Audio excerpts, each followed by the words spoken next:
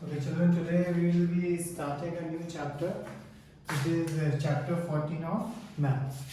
Now, although this chapter has if you see, it has 4 exercises: 14.1, 14.2, 14.3, and 14.4. In 14.1, nothing has to be done; it is just like that. And in exercise 14.4 is now deleted because of the new portion. So basically, exercise 14.2 has to be done and 14.3, and 14.3 का भी half portion करना होता है because उसका भी कुछ part delete हो चुका है already. इसमें इसमें 14.4 वो also it has been deleted, but मैं आपको एक्सरसाइज कराऊंगा क्योंकि 10th में इट इज़ डायरेक्टली कनेक्टेड. और जैसे मैंने पहले बोला था आप लोगों को कि कोई पोर्शन अगर डिलीटेड भी है बट अगर मुझे लगता है 10th में उसकी रेलेवेंस है तो मैं आपको वो चीज़ करा दूंगा. ऑफ कोर्स जब आपके स्कूल में एग्जाम्स होंगे then you need not revise that particular portion. Okay, so anyway, first of all we will do exercise 14.2 which is a very simple exercise. Basically मैं चाहता हूँ आप पेज 245 खोलिए सबसे पहले. और इफ यू सी क्वेश्चन में है एक, The blood group of 30 students of class 8 are recorded as follows. और आप देखते हो नीचे ब्लड ग्रुप्स जैसे होते हैं हमारे, mainly A B O and A B, और ये ऐसे डेटा लिखा हुआ है. अच्छा, ये जो data 14.2 is all about data representation. For example, जैसे ये डेटा ऐसे लिखा हुआ है, क्या मैं ये देख के बता सकता हूँ कि ए ग्रुप के कितने हैं, बी ग्रुप के कितने हैं, या कौन से ग्रुप का सबसे ज़्यादा है, कौन से ग्रुप का सबसे कम है? मैं ये अगर डेटा इस तरह से लिखा हुआ है तो एक एक नहीं मालूम चलता है. ठीक है, so it is always ideal कि आप उस डेटा को किसी फॉर्म में ग्रुप कर दें. फॉर एग्जांपल, यहाँ पे डेटा 4 टाइप का है, या तो ए ग्रुप है, या बी ग्रुप है, या ओ ग्रुप है, या ए बी ग्रुप है. तो एक ये मेथड है, हम 2 मेथड देखेंगे. सबसे पहले ये वाले इस तरह का मेथड देखेंगे. इस तरह के मेथड में जो डेटा दिया होता है उसकी वैरायटी बहुत ज़्यादा नहीं होती. जैसे यहाँ पे 4 टाइप का डेटा है, A group, B group, O group, या ए बी ग्रुप. अब जैसे लिखा है नंबर ऑफ स्टूडेंट्स ए के आप चेक कर लीजिएगा काउंट करके, 1 2 3 4 5 जितने भी हैं, और जो है वो आप ऐसे लिख दीजिए. सपोज 7 है तो 7 लिख दें. अच्छा, ये सिमिलरली बी के जितने हैं लिखते हैं, ओ के कितने हैं लिखते हैं, एंड ए बी के कितने हैं लिखते हैं. अब 2 चीज़ें ध्यान रखनी है. इसमें जब टोटल 30 लिखा है तो यहाँ पे जब आप टोटल देखेंगे ना, टोटल वो 30 ही होना चाहिए. ठीक है, जब नंबर आप ऐड हो करें तो टोटल 30 होना चाहिए. अगर 30 से ज़्यादा या कम आ रहा है इसका मतलब है आपने वो जो लिखने में यहाँ पे मिस्टेक करी, तो आपको वो टेबल जो है डेटा दिया वो वापस चेक करना होगा. अच्छा, इसमें ना हर एक बच्चे का अपना अलग अलग मेथड होता है डेटा लिखने का या काउंट करने का. कुछ बच्चे पेंसिल का यूज़ करते हैं, जैसे ए के लिए 1 लिख देंगे और वो ऐसे करते हैं, तो वो आपकी मर्जी, आपको जैसे भी लिखना है. और सिमिलरली जैसे यहाँ एक मेथड, कुछ बच्चे एक और चीज़ यूज़ करते हैं, यहाँ एक कॉलम और बनाएंगे टैली मार्क्स का. टैली मार्क्स क्या होता है? बेसिकली जैसे यहाँ 7 है, तो जैसे बच्चे काउंट करना स्टार्ट करेंगे, 1 2 3 4 5 आया, 4 आया, और फिर 5th जब आया तो ऐसा कट मार दिया, तो ये 5 हो गए, और फिर ये 2 और आए सपोज, तो टोटल कितना हो गया 7. तो यहाँ ऐसे लिख देते हैं 7. टैली मार्क बनाना नहीं बनाना वो आपकी मर्जी है. कुछ बच्चे बनाते हैं, कुछ बच्चे नहीं बनाते हैं. It is your wish. अगर आपको उससे कन्वीनियंट लगता है तो आप बना सकते हैं. उसका फायदा ये होता है कि आपको थोड़ा काउंटिंग भी ईजी हो जाता है, मतलब आपको सारा एक साथ याद नहीं रखना है. अच्छा, डिपेंडिंग ये क्या आया है, सपोज ये मैं अभी ऐसे ही रैंडमली लिख रहा हूँ, कुछ भी लिख रहा हूँ मैं, ऐसा होगा नहीं.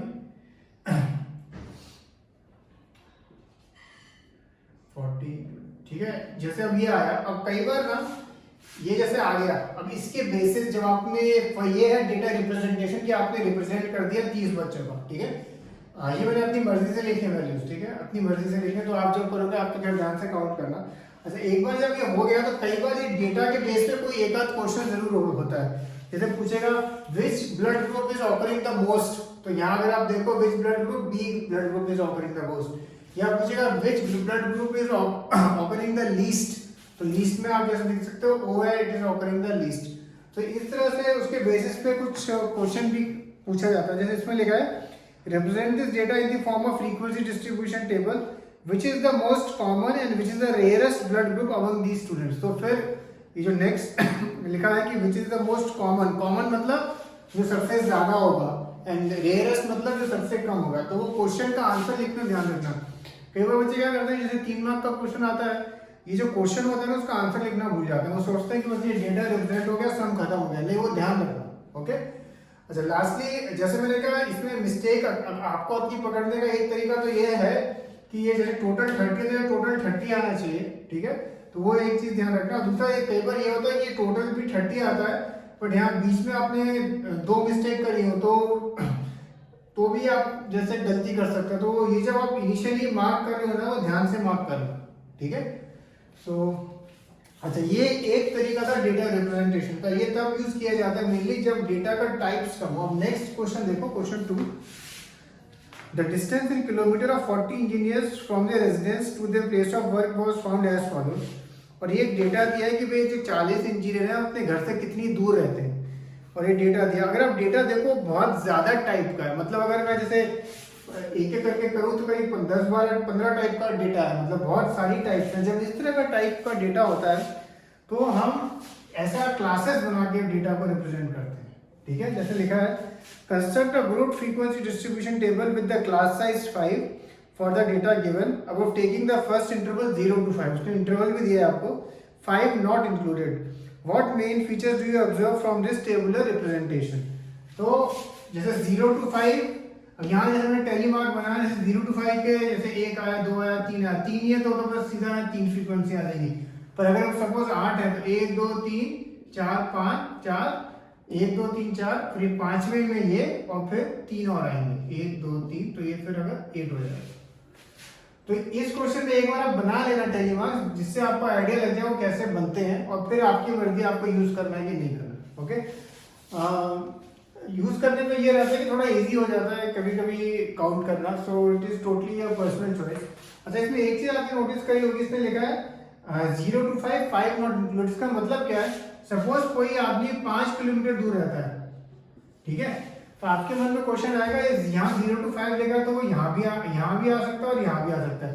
पर ये ध्यान रखना, उसने बोला अगर 5 है तो ये 0 to 5 में नहीं लेना, आपको इसमें 5 में लेना, ठीक है, क्योंकि उसने लिखा है 0 to 5, 5 नॉट इंक्लूडेड। तो ये एक रूल हमें सभी के लिए रखना है। जैसे अगर 10 किलोमीटर है, ठीक है, तो 10 किलोमीटर है तो 5 to 10 में नहीं लिखोगे आप, वो आप इसमें लिखोगे 10 to 15 में, ठीक है, उसका मार्क।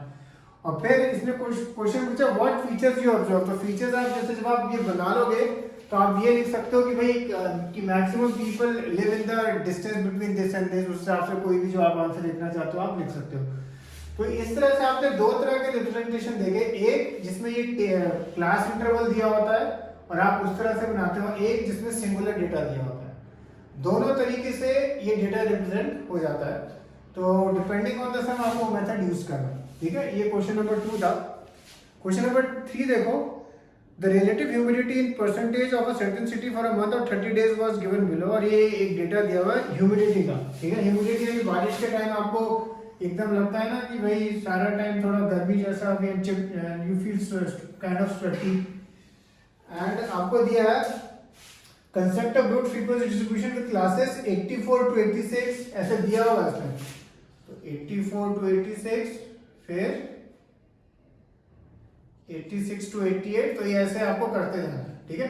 अच्छा ये इसमें एक क्वेश्चन कॉमन आता है, जैसे इसमें यहाँ पे देखो मैंने यहाँ 30 to 35 में मैं रुक गया, यहाँ 30 to 35 में रुक गया आपको, क्योंकि उसके लास्ट वैल्यू अगर आप देखो 32 है इसमें। क्वेश्चन नंबर 2 में जो लास्ट सबसे बड़ी वैल्यू है 32, तो इसलिए 30 to 35 में रुक गया, मैं 35 to 40 नहीं लिखा मैंने। इसी तरह जब इसमें भी आप लिखेंगे जो आपको दिखता है कि भाई वहां तक का डेटा आ गया तो आपको उसके आगे फिर लिखने की जरूरत नहीं। और इसमें भी सिमिलरली अगर 86 आया, अगर 86 आया तो वो आपको अगेन आपको देखना होगा कि आप किस में लिखेंगे, वो आप नीचे वाले में लिखेंगे, ऊपर वाले में नहीं, वो आप लिखेंगे नीचे वाले में अगर आया तो। क्वेश्चन है इसमें एक चीज और, व्हाट इज द मंथ और season do you think this data is about. Obviously जब आप देखते हो इतना ज्यादा ह्यूमिडिटी है, इसका मतलब ये रेनी सीजन का डेटा है। एंड एक क्वेश्चन आपको और नया दिखता है, इसमें लिखा है what is the range of this data. Range का क्या मतलब है, ये जो जैसे क्वेश्चन नंबर 3 का जो पूरा डेटा दिया हुआ है ना, सबसे मिनिमम वैल्यू देखना कौन सी गिवन है और सबसे मैक्सिमम, उन दोनों को बस माइनस कर देना तो वो आपका रेंज आ जाता है, ठीक है। फॉर एग्जाम्पल अगर क्वेश्चन नंबर 2 में ये क्वेश्चन पूछा हो जाता कि what is the range of this data, question number 2 में पूछा जाता what is the range of this data, तो क्वेश्चन नंबर 2 अगर मैं देखता हूं जो डेटा दिया है, सबसे कम वैल्यू मुझे 2 दिखती है और सबसे ज्यादा वैल्यू दिखती है मुझे 32। तो रेंज अगर क्वेश्चन नंबर 2 में निकालनी होती है, उसने बोला नहीं है, पर अगर निकालनी होती तो 32 - 2 तो आंसर आ जाता 30, तो that is the range of the data.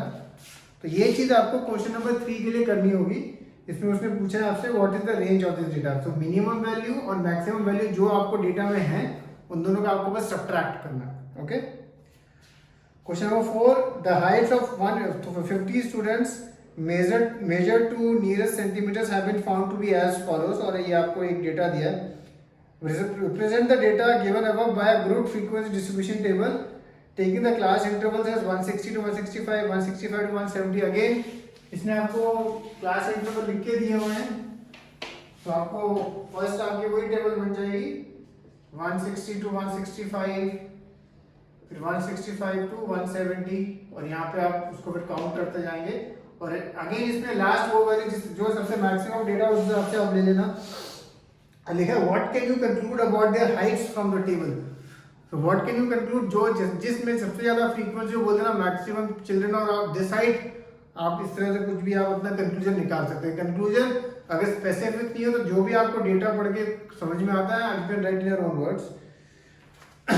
Question number 5, a study was conducted to find out the concentration of sulfur dioxide in air in parts per million of a certain city। The data obtained for 30 days is as follows। और ये data दिया है आपको, लिखा है make a group frequency distribution table for the data with class intervals as 0.04, 0.2, 0.04, 0.04 to 0.08। Again इसमें आपको उसने टेबल बना के दी है। पहला आप लिखेंगे 0.00 to 0.04 और फिर नेक्स्ट वाला। और इसमें भी ये चीज ध्यान रखनी है, अगर 0.04 वैल्यू होगी तो आपको नीचे वाले में लिखेंगे, ऊपर वाले में नहीं लिखेंगे। और उसके ऊपर क्वेश्चन है for how many days was the concentration of sulphur dioxide more than 0.11 parts पर मिलियन। तो वो डेटा को देख के आप उसको फिर ऐड करके आप लिख देना। Okay, so do these 5 questions first. Question number 1, 2, 3, 4 and 5। इसमें क्वेश्चन नंबर 1 एक टाइप का है और क्वेश्चन नंबर 2, 3, 4, 5 एक टाइप के क्वेश्चंस हैं। Okay, so finish till here. Cheers।